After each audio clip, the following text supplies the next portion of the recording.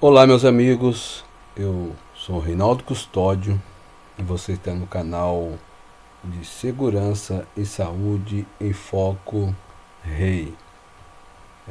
Vamos prosseguir com mais um vídeo do módulo 2. Esse é o 7º vídeo, teremos mais um vídeo que será o 8º, então assim encerramos o módulo 2. Ao longo desse módulo, nós relatamos assuntos importantes, tais como acidentes do trabalho, o porquê que acontece, referente ao comportamento dos colaboradores, a responsabilidade dos empregadores, que muitas das vezes são representados pelos supervisores, encarregados, líderes de áreas, certo? A falta de equipamento de proteção individual, em algum momento os colaboradores negligenciam o uso, alguns empregadores, não promovem uma fiscalização mais eficaz, alguns não fornecem os EPIs necessários, a proteção ao risco do trabalhador está exposto, outros fazem vistas grossas, e assim, é que acaba desencadeando um acidente, certo? Nós relatamos também sobre expensão de segurança, a importância desta expensão, a importância que todos estejam envolvidos com a prevenção e sempre realizando as expensões. Essa responsabilidade, onde não tem o SESMIT, a CIPA deve abraçar e fazer as expensões. Onde tem o SESMIT, a CIPA em conjunto com o SESMIT deve promover essas expensões. Nós relatamos sobre campanhas de segurança, treinamentos sobre o uso adequado dos EPIs, treinamentos dos EPCs, campanhas de prevenção a AIDS, DSTs, a importância de sempre estar abordando esse tema sem preconceitos, a importância de abordar nessas campanhas referente a drogas entorpecentes, que é um assunto que deve ser abordado, até porque a facilidade que se chega às drogas entorpecentes aos colaboradores, não estando no ambiente de trabalho, mas em outros ambientes, como que chega, a importância de combater essa ideia de que deve usar droga. Muito pelo contrário, o nosso incentivo é que os colaboradores não façam uso de maneira nenhuma dentro da empresa e muito menos fora da empresa, certo? Então, essa é a importância que a CIPA ela deve ter referente a esses comportamentos, desincentivando os colaboradores a usarem esses entorpecentes e até mesmo as drogas que são lícitas, que nós podemos citar aí o álcool, o cigarro. Relatamos no módulo anterior o mal que isso, no módulo anterior não, no vídeo anterior, esse vídeo anterior, o 6º vídeo, referente ao mal que as drogas entorpecentes, mesmo sendo os lícitos, fazem mal aos colaboradores. Ao longo desse treinamento do módulo 2, em alguns vídeos abordamos sobre equipamento de proteção individual, a importância de cada EPI, abordamos também os equipamentos de proteções coletivas. Então, recordando tudo, aliás, nós fizemos esse resumo, referente, né, à prevenção,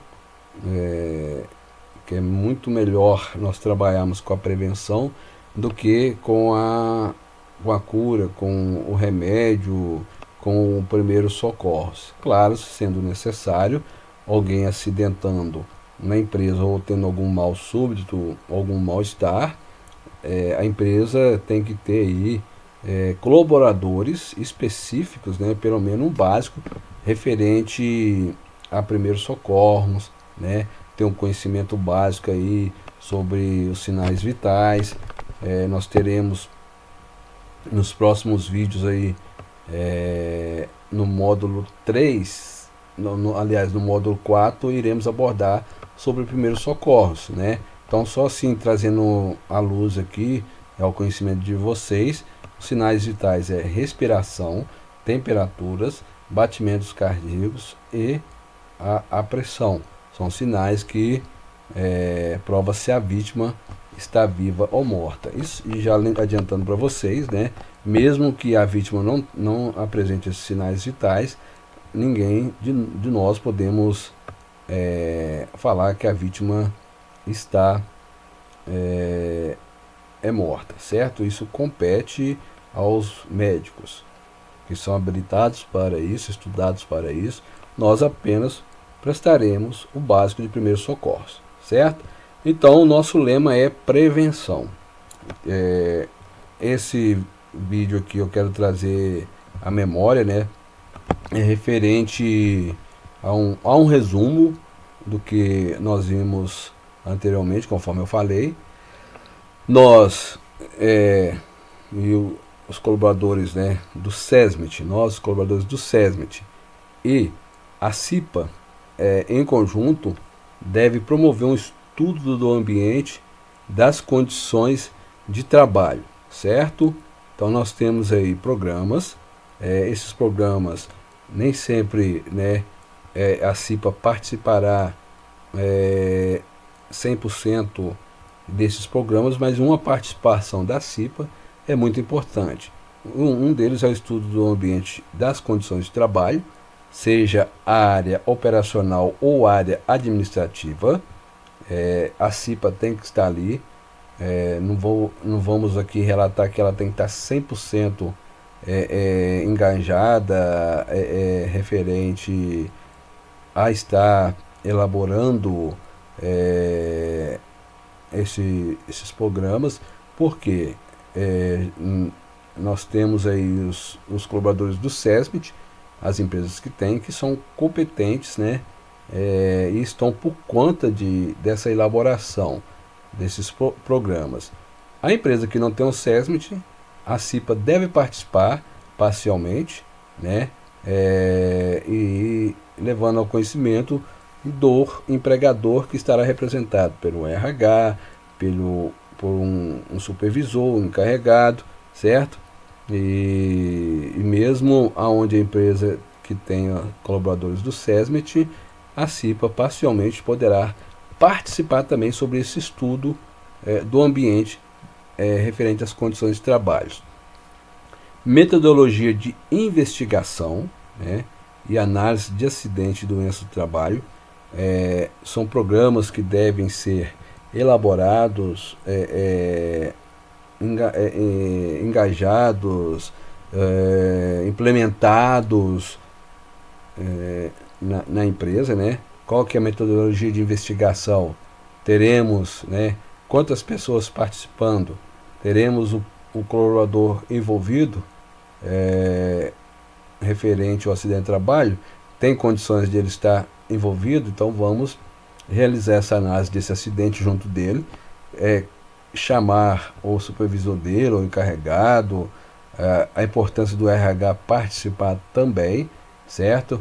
Principalmente um profissional do SESMIT participar nessa investigação, né, e realizar análise de acidente, e para que não ocorra outros tipos de acidentes, né, nem igual a esse, nem diferente desse que aconteceu com um determinado colaborador. Por exemplo, uma lesão no dedo, né? Aonde que foi, como que ocorreu, estava com EPI, qual ferramenta utilizava, qual horário que aconteceu o acidente, o porquê do acidente, certo? Então, para que não ocorra outros tipos de acidentes como esse, lesões nos dedos,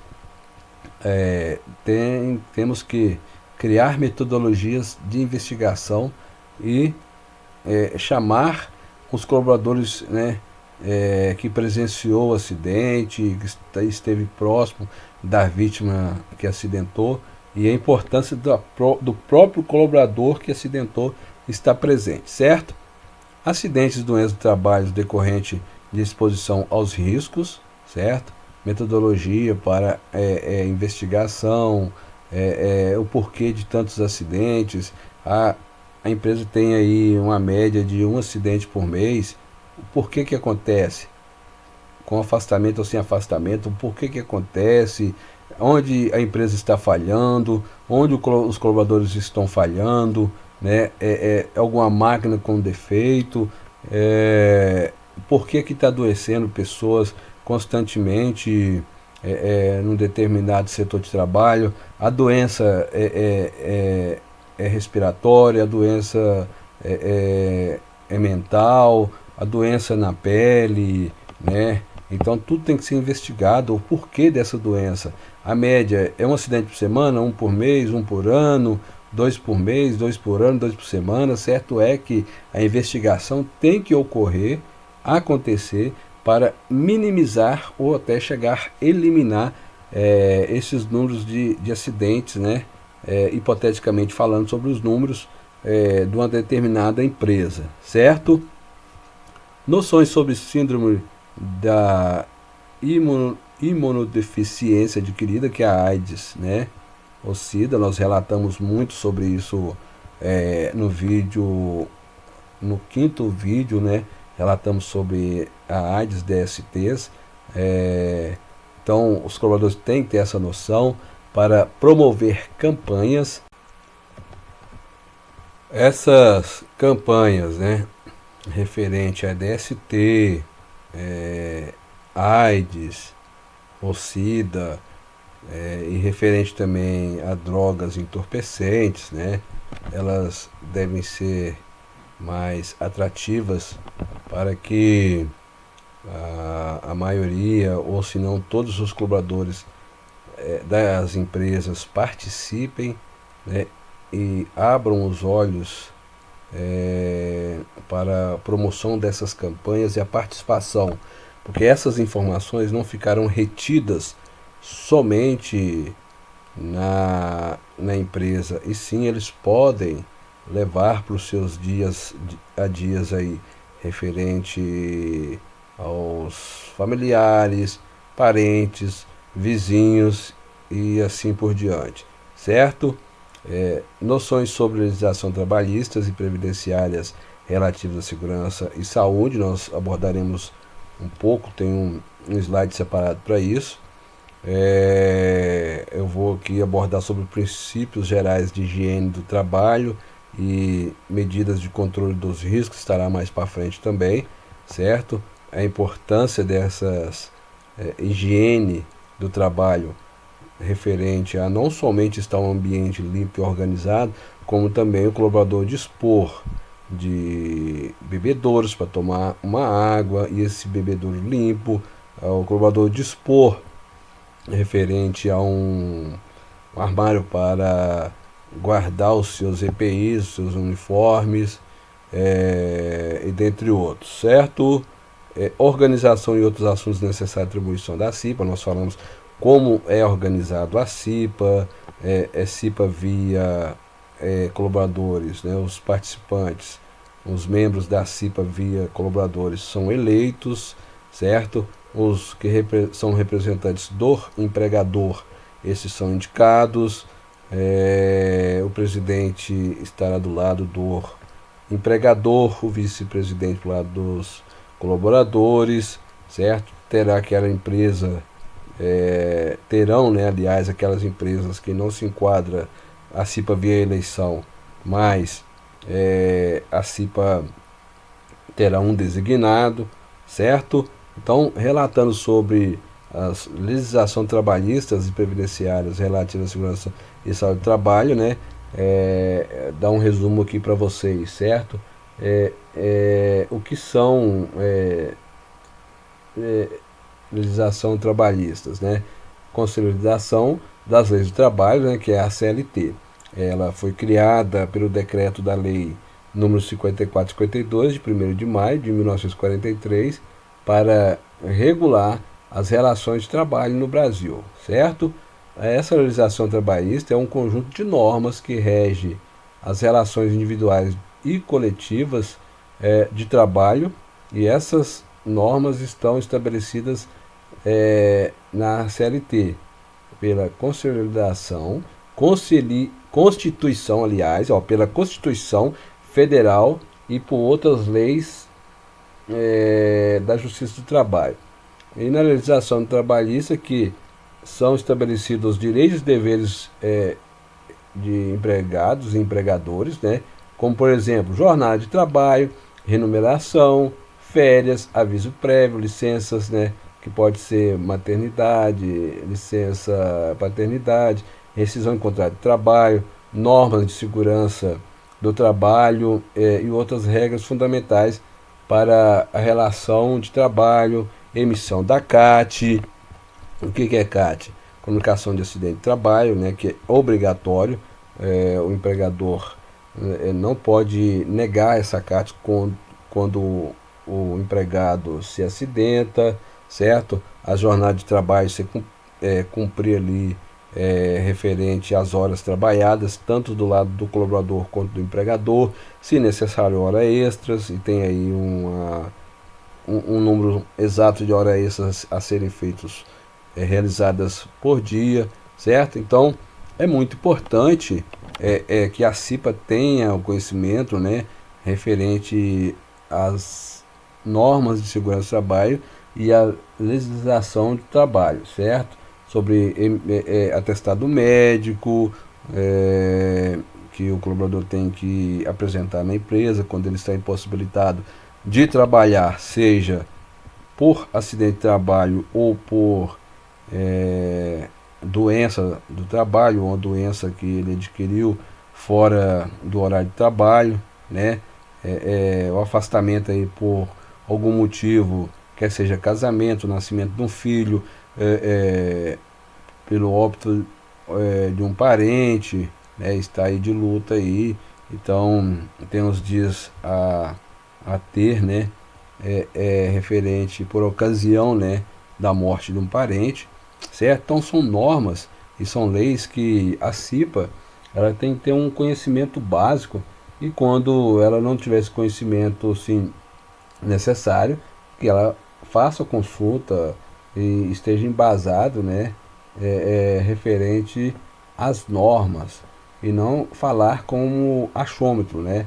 Então eu digo que o profissional da área de segurança do trabalho, como qualquer outro profissional, ele não tem que trabalhar com achômetro, ele tem que falar, né, aquilo que é o real, aquilo que é o certo, né, aquilo que está escrito, aquilo que é implementado, certo? Então nós vamos relatar aqui um pouco referente às normas, né? São 37 normas, né? Porém duas foram revogadas. Nós temos as disposições gerais, que é a NR1, e dela uma importância que ela tem é referente também à emissão das ordens de serviços ocupacionais. Muito importante isso, tá? Quando se vai ali uma fiscalização, seja da vigilância sanitária, do Ministério da Economia, né?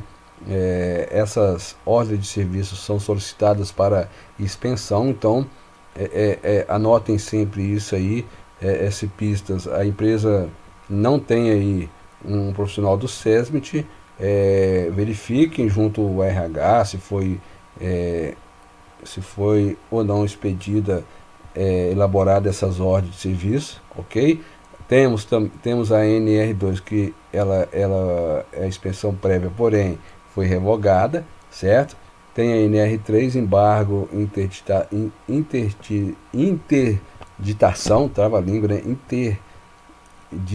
Interdição, interdição do estabelecimento, certo?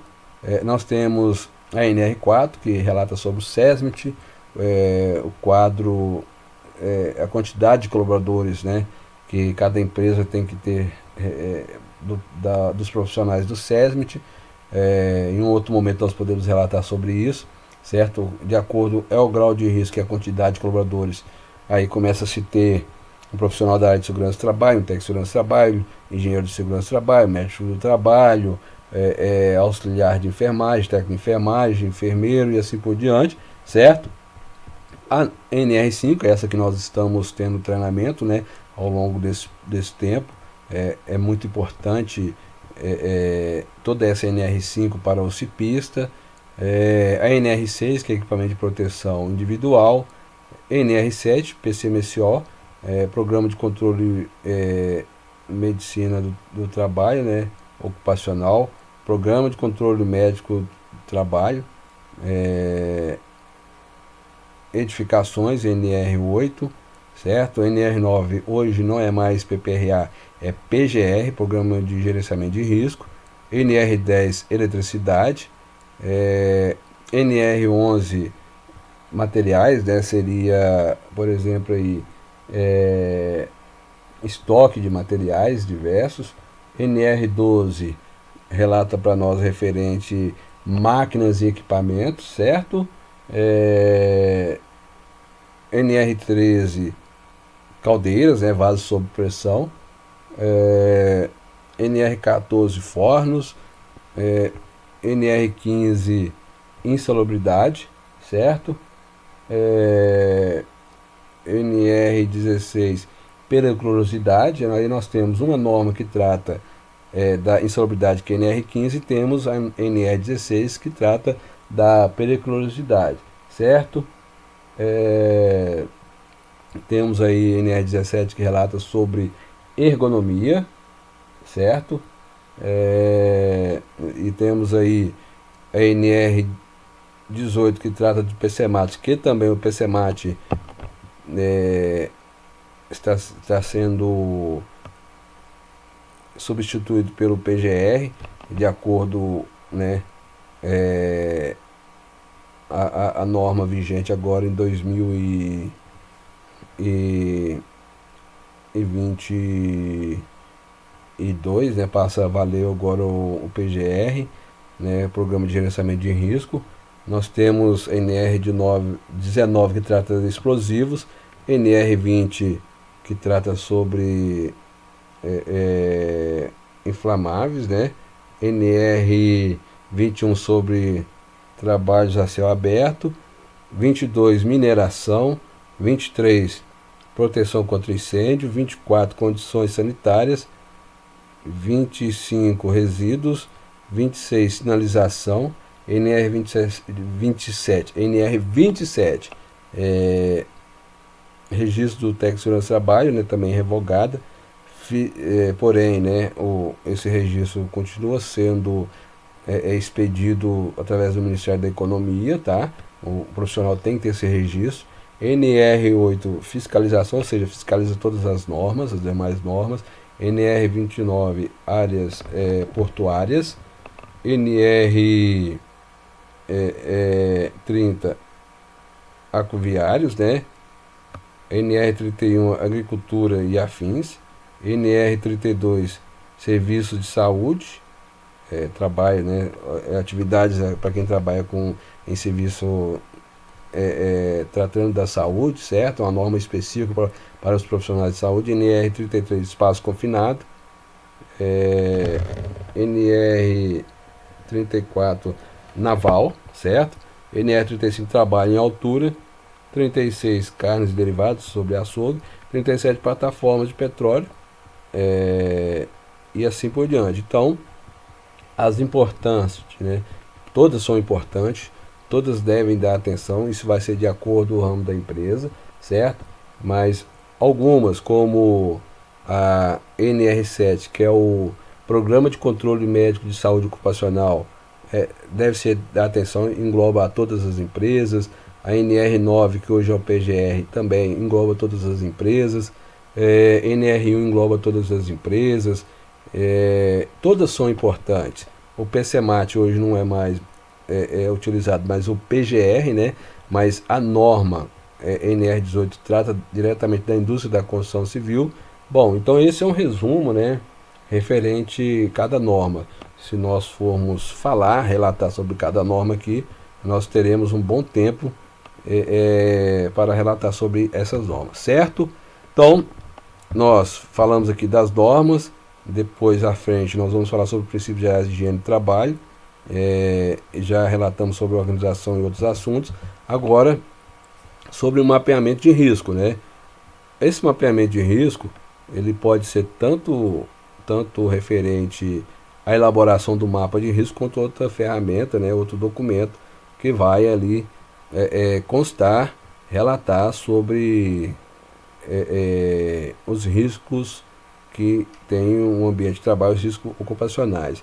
Então, introduzido pelo Ministério da Economia, né, hoje, anterior era o Ministério do Trabalho e Emprego, hoje, né, o Ministério da Economia, é a portaria número 25 de 1994, atribui aos membros da CIPA a elaboração do mapa de risco, conforme eu falei para vocês.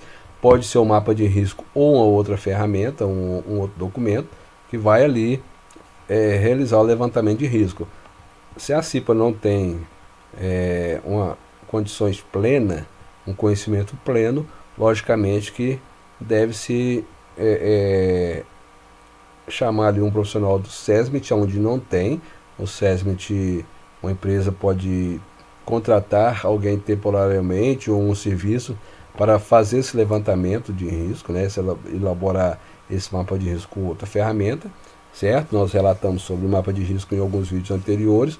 Então nós temos aqui, ó, terminologia, né, referente a um risco. Ó, nós temos um risco, gasolina, perigo, gasolina e o dano, um fogo consumir ou provocar um grande incêndio, certo? Um perigo da gasolina próximo ao fogo, né? Gera-se um fogo, consome-se ali algum material, né? Alguma parte patrimonial, e pode também acabar gerando vítimas, e vítimas indo para o hospital através de queimaduras ou inalar fumaça e assim por diante. Então, o que a CIPA vai fazer? Verificar os riscos, né? Nem sempre nos ambientes de trabalho os riscos vai ser a gasolina, mas pode ser um GLP, pode ser um risco de queda em altura, um choque elétrico, pode ser uma extensão sobre o piso e alguém tropeçar sobre essa extensão, uma mangueira de jardim, subir sobre uma escada onde não tem o corrimão, né? E outras situações. Então, analisar onde tem os riscos e lançar no mapa de risco, né? Esse mapa de risco, nos vídeos anteriores relata muito sobre ele, sobre como a elaboração dele, certo? E seguindo adiante, a responsabilidade da CIPA é a atribuição, né, a elaboração do mapeamento de risco, mapa, né, conforme eu falei, outra ferramenta, o documento pode servir como mapeamento de risco, lançar ali os riscos existentes.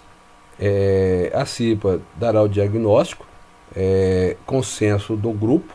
O grupo é a CIPA junto o supervisor, o encarregado, né, responsável da área, onde tem o SESMIT, né, consenso junto com o SESMIT, avaliação dos riscos, certo? Então, qual que é o objetivo do mapeamento de risco? Reunir informações necessárias para estabelecer situações de segurança e saúde do trabalho, possibilitar a troca e divulgação de informações sobre riscos ambientais entre os empregados e estimular sua participação em medidas preventivas, certo? Estimular, nós podemos citar medidas preventivas como limpeza da área, desobstruir passagens, não obstruir extintor de incêndio, não obstruir escadas de acesso, preservar os equipamentos de proteção coletivas, dos quais nós temos extintor como proteção coletiva, cones, fitas zebradas, tela-tapumes, sirenes de alarmes, que não pode de maneira nenhuma ficar obstruídas, botoeiras, lâmpadas de emergências, certo? E o colaborador fazer o uso do EPI, nós sabemos que usar EPI incomoda, mas eu relato que incomoda mesmo ir para o hospital, seja acompanhar alguém ou a própria pessoa está ali lesionada. Então é melhor usar um capacete, onde tem um risco de queda de objeto sobre a cabeça, onde tem risco de o colaborador bater a cabeça sobre uma parte cortante, certo? Usar luvas, né, contra agentes mecânicos, agentes químicos, agentes biológicos, usar óculos de segurança, né? Então essas devem ser, né, realizadas essas ações para mapear os riscos, né, e implementar medidas coletivas, administrativas e de proteção individual também, certo? Bom, nas etapas de elaboração do mapeamento de risco, a primeira etapa, conhecer o risco de trabalho, né? Conhece o risco. Vamos citar exemplo, um ajudante de eletricista. Qual que é o risco dele? Você tomar um choque. Então o que o eletricista pode fazer? Orientá-lo e em alguns momentos desengenizar equipamentos, cabos e fios elétricos, né? Vamos citar exemplo de risco de queda, né? Tentar ali, no mínimo, trabalhar a altura do solo, não tem condições, subir em altura, essa escada, né, que seja para trabalhos de pequeno portes, né? Ela está ancorada na parte inferior e superior, o colaborador usa um cinto de segurança, um capacete, trabalhar sobre andame, o andame está completo, esse andame, né, deve conter ali guarda-corpo, rodapé, piso completo, escada de acesso, está ancorado, né, na parte inferior e superior, o colaborador tem o treinamento da INR 35, né? Então essas referente à primeira etapa, conhecer o processo de trabalho. O processo de trabalho né, trabalhar com segurança antes de acessar qualquer área de trabalho, né? Conhecer o processo, qual ferramenta deve ser usada, quantos trabalhadores irão trabalhar, né? Elemento humano, os trabalhadores, número de trabalhadores do setor, jornada de trabalho, treinamento, tem treinamento para executar a função, tanto treinamento profissional quanto de segurança do trabalho, elemento de trabalho, as atividades exercidas, tarefas realizadas no setor, as mais frequentes e as eventuais, certo? Então, elemento material, quais equipamentos, quais materiais, quais máquinas serão utilizadas, os equipamentos do setor, matérias-primas, os insumos, os produtos que serão usados ali no processo de trabalho, elemento meio ambiente, o ambiente de trabalho, condições de trabalho, o arranjo físico quando se trata de layout, organização, arrumação, né? Então tudo isso se passa pela primeira etapa de trabalho, certo? A segunda etapa, para isso quando nós falamos de primeira etapa de trabalho, para levantamento dos riscos, certo? Segunda etapa, identificar os riscos ambientais existentes. Então nós temos aí 5 grupos. O primeiro grupo, ele é representado pela cor verde, nós relatamos isso num vídeo anterior, mas vale a pena relatar de novo, né? Risco físico, ruído, calor, frio, umidade, radiações ionizantes, pressões anormais, radiações não ionizantes. Nós já relatamos, né, nos vídeos anteriores, o mal que cada um pode causar possivelmente quando o colaborador está exposto, certo? O grupo 2, representado pela cor vermelha, são os riscos químicos, poeiras, fumos, gases, vapores, névoas, produtos químicos em gerais. Relatamos também referente ao mal que pode causar, né? Nós demos aí uma hipótese referente de acordo à exposição, o colaborador, né, a sensibilidade, certo? Que o colaborador pode estar exposto. O grupo 3, né, representado pela cor marrom, são os riscos biológicos, vírus, bactérias, fungos, parasitas, bácilos. E esses riscos estão envolvidos em laboratórios, né? É, e pode estar também em coleta de lixos. Quando nós falamos de laboratórios, laboratórios de análises clínicas, certo? O grupo 4, risco ergonômico, representado pela cor amarela, esforço físico intenso, levantamento e transporte, manual de peso, monitoramento e repetitividade de funções, atividades, ali num determinado setor de trabalho, trabalho em turno noturno. Então um ambiente de trabalho com temperatura baixa ou temperatura alta, falta de ventilação, as estações de trabalho para a área administrativa, quem trabalha com computador, né, o monitor à altura dos olhos, teclado à altura das mãos ali, cadeira, né, o colaborador tem que estar assentado com a coluna reta e assim por diante, né. Então nós já relatamos sobre esses riscos, né, então dando só um resumo do que é, né, e relembrando a vocês, né, a importância de ser realizados essa identificação referente aos riscos ambientais existentes nos postos de trabalho. O grupo 5, representado pela cor azul, que é o risco de acidente, envolve arranjo físico, né? Máquinas, equipamentos sem proteção, ferramentas inadequadas, eletricidade, armazenamento inadequado, arranjo físico inadequado, e outras situações em diante, né?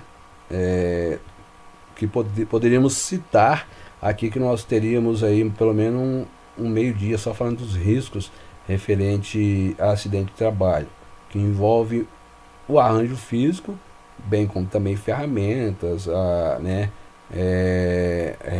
risco de queda de altura, certo? Bom, a etapa identificar as medidas de controle existente, medidas de proteção coletiva. Então, primeiro nós tentamos a proteção coletiva, substituição de matérias-primas e insumos, alteração do processo de trabalho, isolamento da fonte de risco, né, e sistema de ventilação.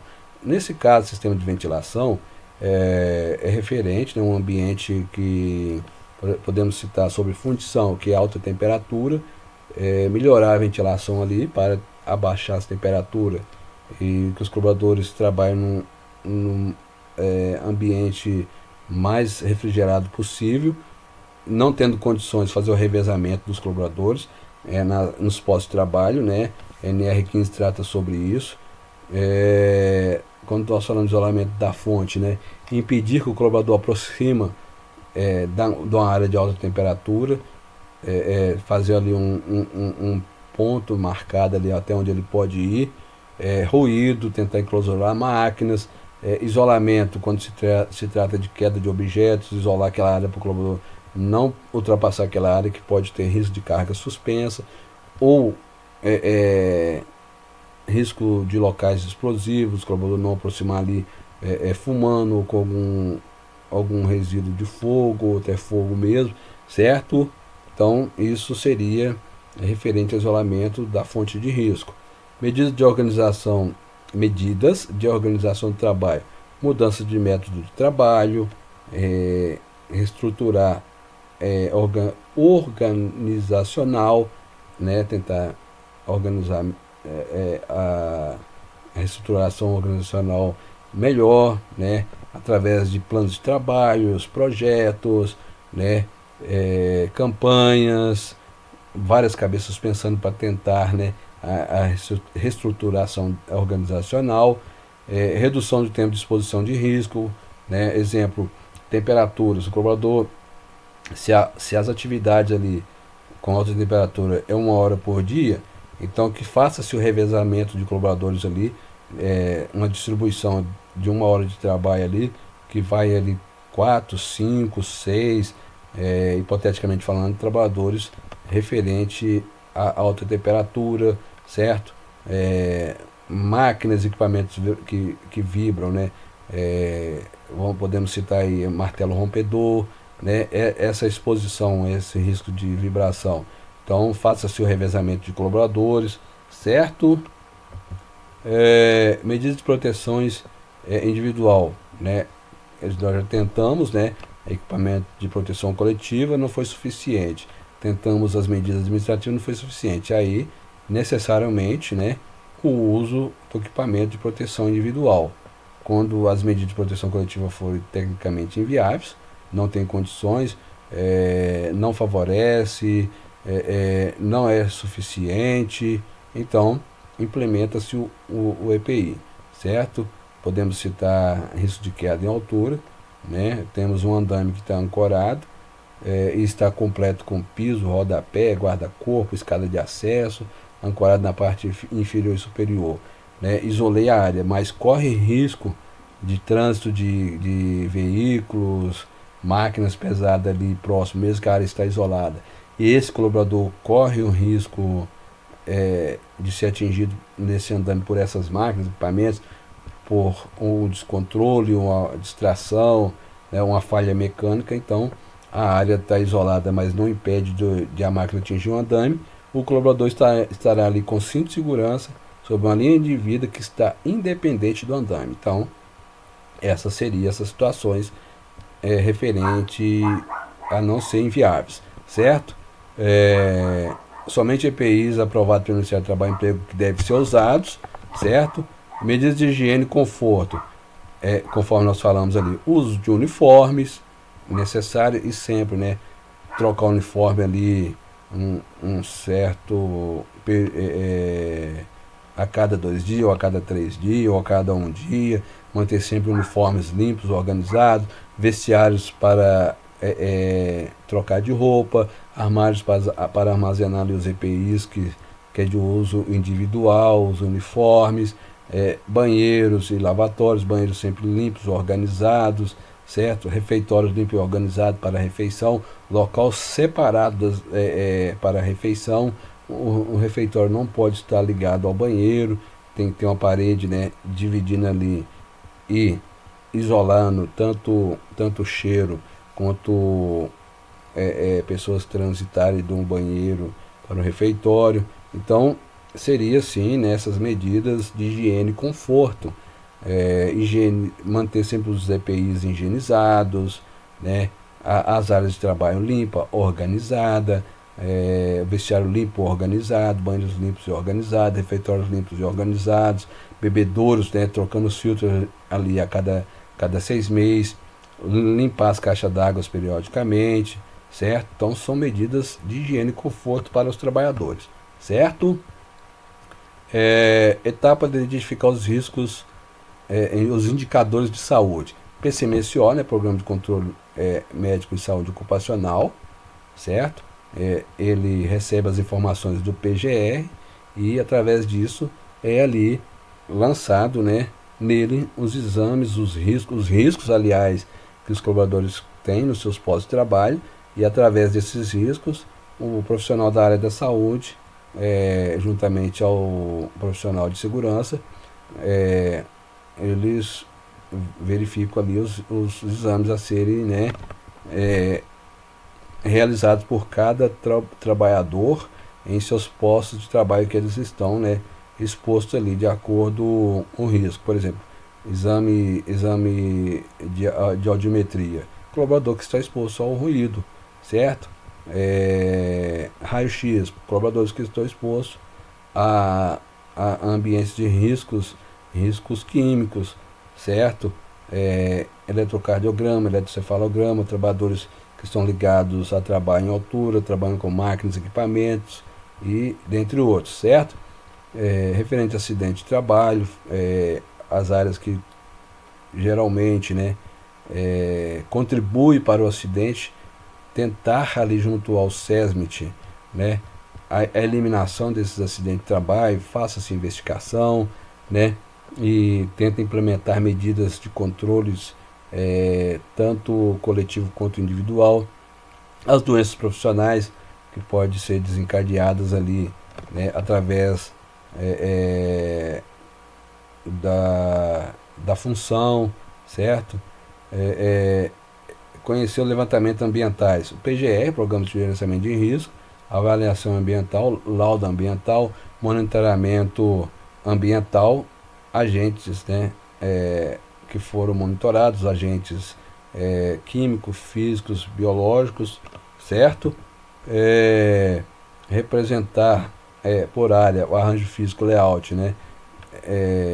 Aonde, né, tem um possível risco, possível referente à doença do trabalho, número de trabalhadores expostos aos riscos encontrados, especificar os agentes, afixar os mapas de riscos nos setores. Hoje podemos usar outro tipo de ferramenta, revisar sempre que houver mudanças significativas referente aos mapas de risco, certo? E esse seria o resumo referente ao que vimos até o módulo 6.